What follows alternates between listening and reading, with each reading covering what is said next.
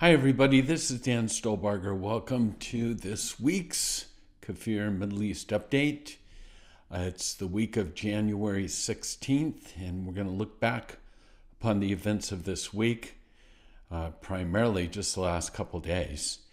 I waited as long as I could before I started this broadcast because everything is shifting and changing at this moment. But this is where things are at this particular time. Again, make sure you grab that PDF PowerPoint. It accompanies this presentation. There's always more information on that than I have time for in this YouTube video. Again, on one of the first slides there, you'll see the people, the hostages that we've been praying for this particular week. And since we're talking about hostages, let's jump into it. With our News Bites page, again, most of this information coming from friends in Israel, from different news sources in Israel. And so here we go. The measure of our sick world. Israel will get back the bodies of hostages who've been murdered by Palestinians, and Gaza will get back living Palestinians who have murdered Jews. And everybody's cheering this? Think about it.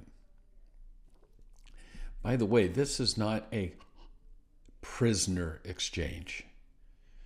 Those that are being kept captive in Gaza are hostages, not prisoners.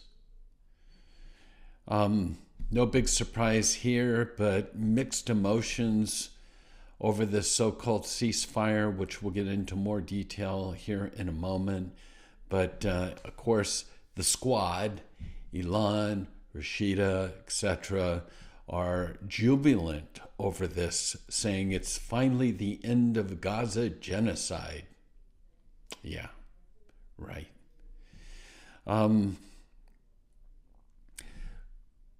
What's tearing the fabric of Israel apart right now is, of course, bring them home now. Who does not want to see these 98 hostages released, even though we know that over half of them are going to come back in body bags? But the bottom line is that if this is your son or daughter or family member, you are going to be in the streets protesting that whatever it takes, bring them home.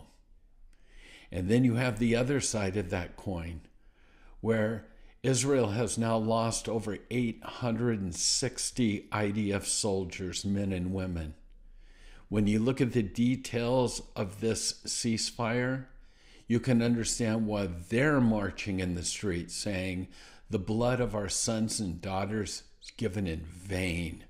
If you give in to this, they died for nothing. So do not yield. That's the status of where we're at this time. The far right, they'll post our brother's blood is crying out. This partial deal will, even at its best, will only assure that a guaranteed 1/3 of the hostages would be released. That's 33. And when you see the numbers of Palestinians that are in Israeli jails, many with blood on their hands serving life sentences, we're over 1,000 that will be released. These are, again, our news bites. And despite the Secretary of Defense's confirmation hearing, or during it, I should say, Pete Hegseth, let's get that right, strongly affirmed his support for Israel and its fight against Hamas, declaring, and this is his quote, "I support Israel destroying and killing every last member of Hamas." If there is a silver lining, and right now these are dark days, I know for me, for many of my friends in Israel, but it seems as if the people that Trump is bringing into his inner circle are adamantly in favor of Israel. And here's one of those examples.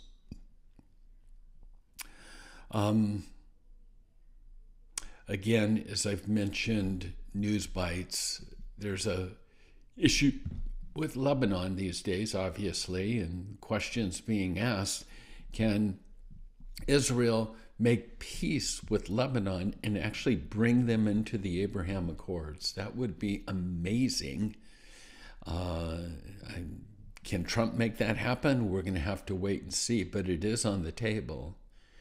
And then in the Golan with Syria, on that other side of the Golan border, the Quneitra area, it seems like the IDF is solidifying its hold on the Syrian Gaza or Golan side of things in hopes of holding off the Turkish expansion.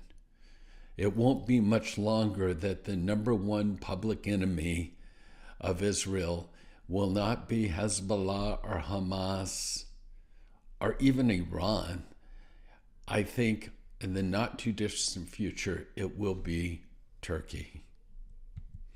Okay, Israel is standing at the crossroads. And this is from my friend Moshe at Shorsham. Israel stands at the crossroads.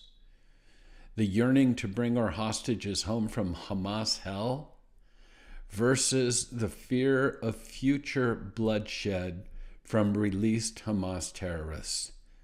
This painful balance defines the ancient people of Israel, a nation of simultaneous compassion and strength. I'm asked, do you think it's a good deal? No, it's not a good deal. But will it happen? Most likely. And keep in mind, when you're looking at the release, it wasn't that long ago that Gilad Shalit was the Israeli soldier that was held captive as a hostage in Gaza for 5 years. When they negotiated his release, there was 1,000 to 1. Give us back our one soldier and we will give you 1,000 prisoners. Keep in mind, one of those prisoners that was released was Yanwar Sinwar. So we're dealing with the butcher that was behind the October 7th massacre. He was released in that so-called prisoner/hostage exchange. And you wonder why Israel is having an issue with this at this time. Israeli reactions. One of the Knesset members, Simchat Rothman, tweeted the passage from 2 Samuel today. It's part of David's lament over the downfall of King Saul, brought about largely due to him not being strong enough against the Philistines. It reads, "The beauty of Israel is slain on your high places. How the mighty have fallen. Tell it not in Gath. Proclaim it not in the streets of Ashkelon. Lest the daughters of the Philistines rejoice. Lest the daughters of the uncircumcised triumph." 2 Samuel 1:19 and 20. And the pictures that we're seeing in the streets of Gaza and in the West Bank of the rejoicing. Tell it not in Gath. Now, here's the latest preparation from Hamas. Hamas reported that last night, Israel struck a location where one of the Israeli hostages was being held, and they were scheduled to be released in the first stage of the deal. This is Hamas preparing Israel for the realization that when these exchanges are taking place, expect more body bags than people that are alive. And of course, they're going to blame Israel. Oh, by the way, last night you killed a hostage that was alive and we were going to give him back, but you killed him. That's the nature of terrorism. That's what's happening. And Hamas is preparing Israel for such a thing. Now, due to the weight of what's taken place, I thought I would give you from someone we know in Israel what they would consider to be the best case scenario of what's going on. This is from Hillel Food on his Twitter or X account, right? And our friend Amir, he says, okay, here's the real story, at least in my head. Biden applied unprecedented pressure on Netanyahu to take this deal. He threatened him that if he doesn't, the current administration would immediately withhold all weapons and money, including Iron Dome.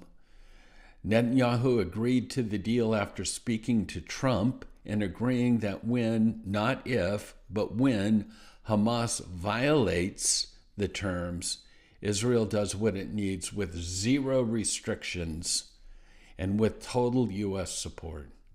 This is what I want to believe. This won't be the first time we were all playing checkers while Bibi Netanyahu was playing chess. We get our initial group of hostages back. Hamas violates the agreement. Israel goes in with a level of force that Biden would not allow, and we finish the job.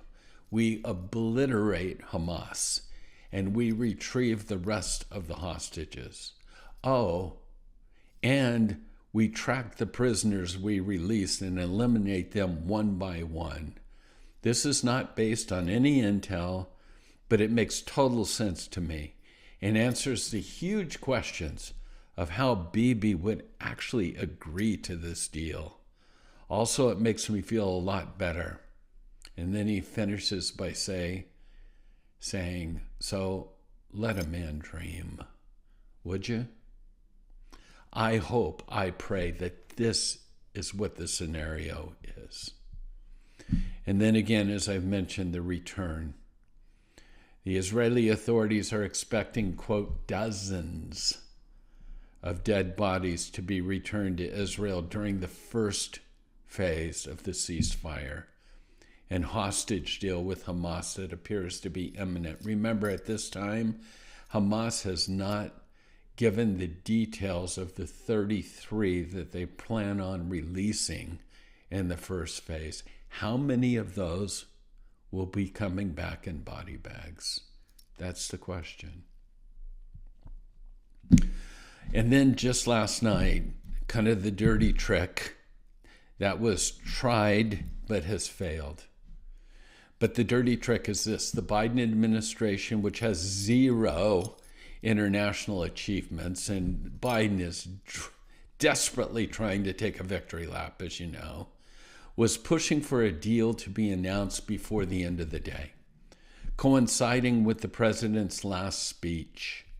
Knowing that key elements were not agreed upon by Hamas and Qataris, they both, Biden and the Qataris, announced the deal in an attempt to pressure Israel into backing off and conceding on some critical issues, such as, one, an Israeli veto of the names of heavy terrorists to be released. They've already asked for the body of Sinwar, and Israel said no. And two, the whole Philadelphia corridor issue. How many forces can the Israelis keep in that vital tunnel connection between Egypt and Gaza, where so many of the weapons have kind of come through that corridor? So they said, let's pressure Israel. Let's announce that it's been, and that's what took place. Biden went on, Blinken went on, the Qataris went on saying it's a done deal or whatever. It wasn't over. It wasn't a done deal yet. This is the dirty trick. But the bottom line is that Bibi didn't back down. And so We're hearing right now, and that's why I'm saying I'm not sure I wanted to do this, but wait, we're hearing right now that because he didn't back down, that Hamas has backed down, and they have agreed to the original terms of what was specified in the agreement. But the Israeli cabinet and government has not yet convened. They have not yet officially agreed upon this. Now I hear that's still a day away, and thus the ceasefire agreement is not signed, sealed, and delivered at this time. But the hope is that this will happen. The hope, we've already talked about that we will see the release of the first hostages on Sunday or the latest on Monday. But here's the bottom line. Know this. Hamas and Iran are not afraid of Trump. They're murderous. This legacy of death, this ideology isn't being swayed by Western countries. They know that reaching a deal is the best way that they can drag their feet, reach their goals, stay alive, and rearm. Make no mistake about that. They know that Trump's a businessman and he would always prefer a deal over a war. And I hope and I pray that these people that are being selected to be around President-elect Trump can make these things clear to him. Huckabee, Rubio, I hope and I pray. So that's our report for this week. Again, all of this can radically change over the next 24 hours, really over the next 10 minutes. But that's the best I can give you at this particular time. Pray for the peace of Jerusalem. Pray for the release of the hostages. Pray for the defeat, the complete defeat of Hamas. That's it. See you next week. God bless you. Shalom.